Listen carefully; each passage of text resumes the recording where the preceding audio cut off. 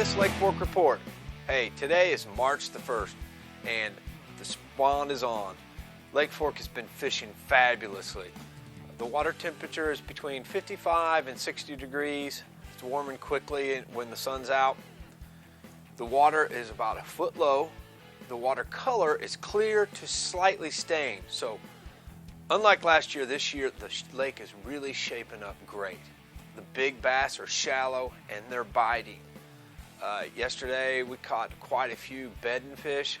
There's plenty of bedding fish up. I've been catching them, but I hadn't been seeing them. And yesterday we started really sight fishing for them. So there's a lot of patterns going on. I've got a lot to get to, so I'm going to get right to it. We're finding loads of fish by searching out flats next to creek channels that have pretty clear water with a swim bait and or a spinner bait. So these two search techniques are finding us a bite or two or maybe 3 bites depending on the weather. And then we're stopping the boat and really slowing down and catching more fish on a diamondback rattlesnake. Lake Fork is such a weightless worm lake, due to the cover and the size of fish.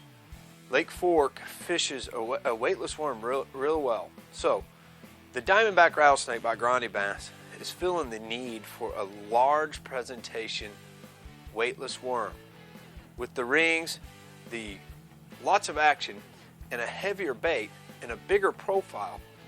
I'm getting bigger bites with this weightless worm.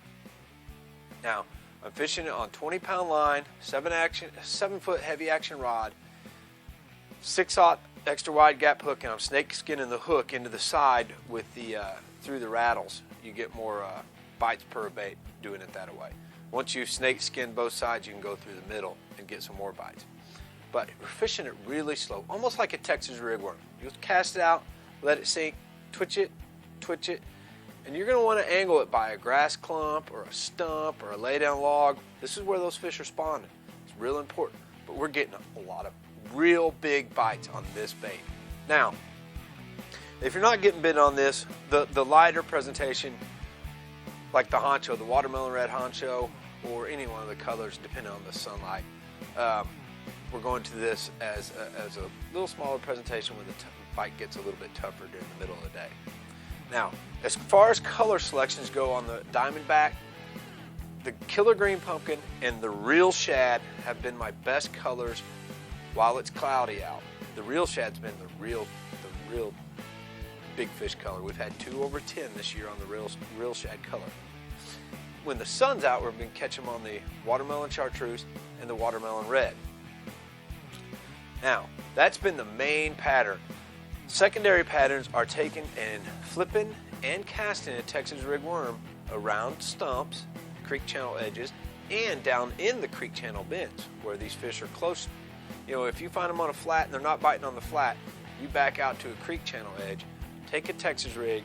We're taking the cannibal, flipping it next to stumps, or casting it and coming up the edge of the creek channel.